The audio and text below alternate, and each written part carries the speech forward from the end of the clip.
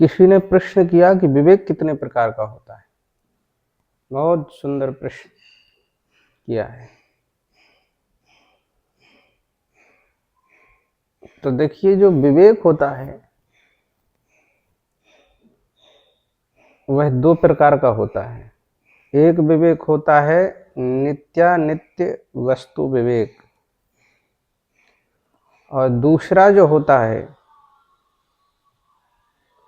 वह विवेक है तत्व विवेक। जो नित्यानित्य वस्तु विवेक है वह तो अज्ञान रहते हुए भी हो जाता है, लेकिन तत्व विवेक अज्ञान रहते हुए नहीं हो सकता।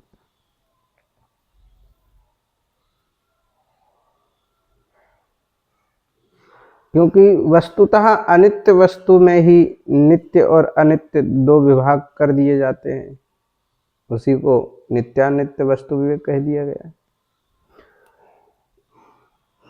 तो चित्त की भी दो अवस्थाएं होती हैं। एक अवस्था का नाम है कार्य अवस्था, दूसरी अवस्था का नाम है कारण अवस्था। अब इसमें भी कार्य अवस्था को अनित्य और कारण अवस्था को नित्य मान लिया जाता है। कार्य अवस्था को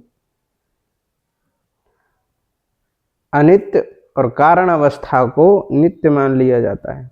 वस्तुतः ये दोनों ही अनित्य हैं। बड़ी सूक्ष्म बात है दोनों ही अनित्य, लेकिन जब विवेचन किया जाता है तो एक को नित्य मान लिया जाता है, एक को अनित्य मान लिया जाता है।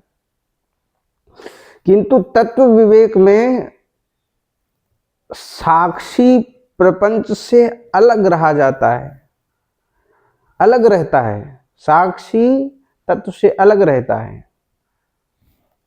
संपूर्ण प्रपंच से अलग रहता है, और सारा प्रपंच एक और होता है, इसलिए इसमें चित्त भी अलग होता है और अपना शुद्ध स्वरूप अलग रहता है।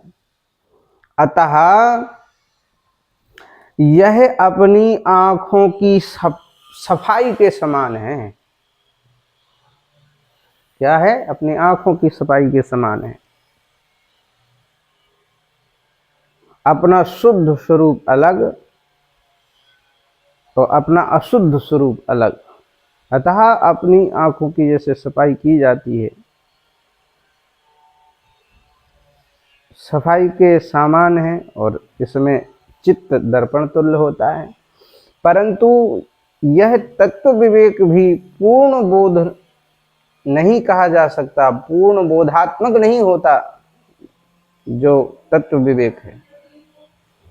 इसमें भी अपने से भिन्न दृश्य वस्तु की सत्ता बनी रहती है, इसलिए इसको भी पूर्ण बोध नहीं कहा जा सकता।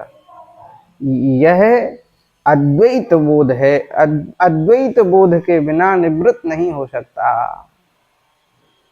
इसलिए दोनों की अवस्थाएं अलग अलग हैं, दोनों ही अनित्य हैं। ये है विवेक।